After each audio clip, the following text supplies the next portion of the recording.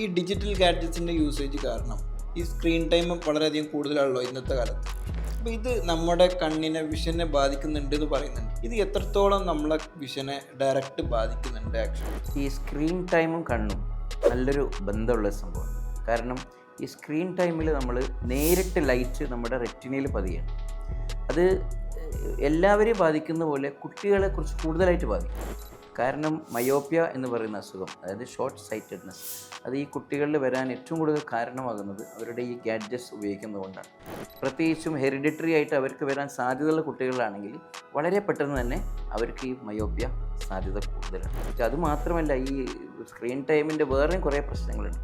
അതായത് അവരുടെ ആക്ടിവിറ്റീസ് കുറേ സമയം മൊബൈൽ ഉപയോഗിക്കുന്ന കുട്ടികൾക്ക് അവർക്ക് മറ്റുള്ള അസുഖങ്ങൾ വരാനും സാധ്യത കൂടുതലാണ്. അതുപോലെ തന്നെയാണ് അവരുടെ മെമ്മറി, പല ഫങ്ഷൻസും ഇത് കാരണം ദോഷമായിട്ട് ബാധിക്കും.